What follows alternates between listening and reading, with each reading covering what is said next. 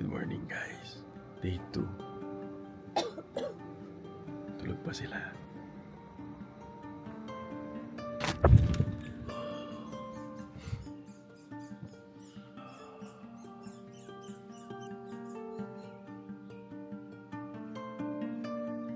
Ganda dito.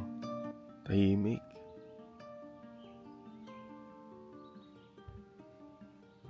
Pero napakadilim sa gabi. Hindi ako masyadong nakatulog. Kasi parang pinapakiramdam mo yung paligid mo kasi sobrang dilim. O mamaya merong... Siguro nakatulog ako mga alas 3 na siguro yun, alas 4. Tapos nagising naman ako ng alas 6. Kasi sobrang lamig. Hindi ko pa kasi tinurn on yung heater. So ang heater kasi dito, propane. Ganito siya. Ganyan. Tapos iti-turn on mo siya. Tapos merong fireplace. Hindi ko tinurn on kasi sobrang dilim, takot ako eh. Sabihin nyo, dapat madilim nga eh. Nakakatakot kaya. So mamaya may biglang dumakot ng itlog ko. Minsan pag di mo kabisado tapos ganitong liblib yung lugar, parang nakakatakot. Ganda dito. Narinig mo mga ibon, humuhuni.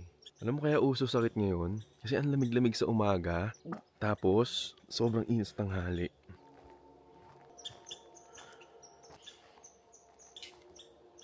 Oh, morning.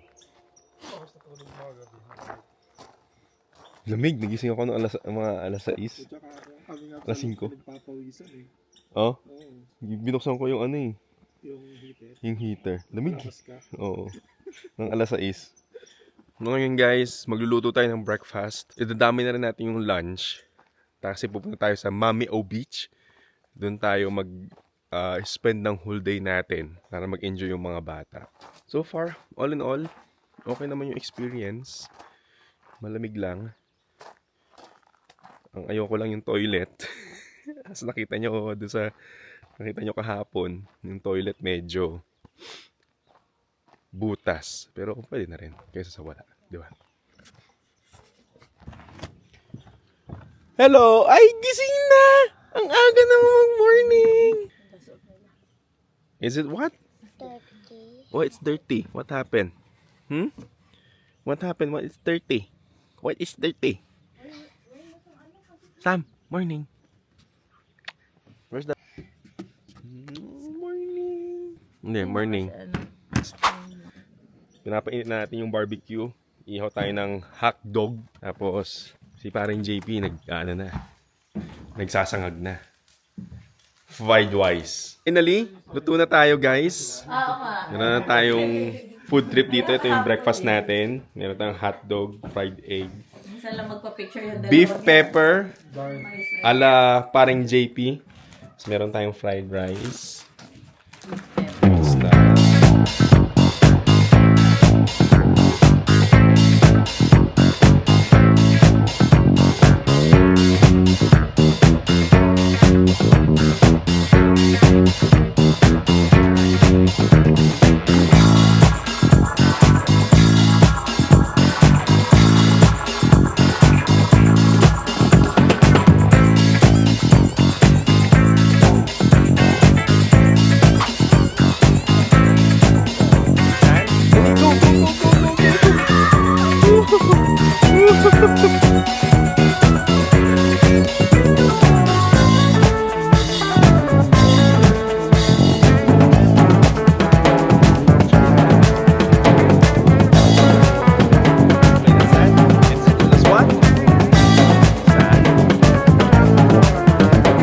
Guys, nandito tayo sa Mami O Beach. Probably ito yung magandang beach. Hindi naman siya beach, pero lake.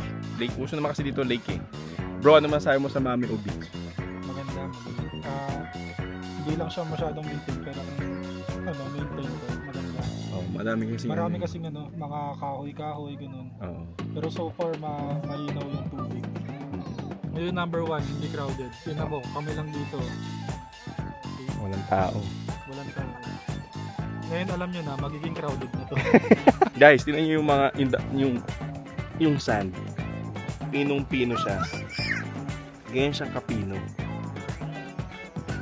So by far, dito sa Canada, ito na yung beach. Siyempre, iba-iba pa rin yung sa Boracay.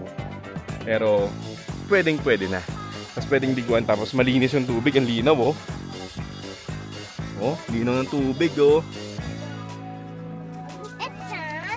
Kumukulo na ba? So ayan, nag-iinit tayo guys ng ating ulam for lunch. Meron tayong liempo, kumukulo na nga. Pumuputok-putok na oh.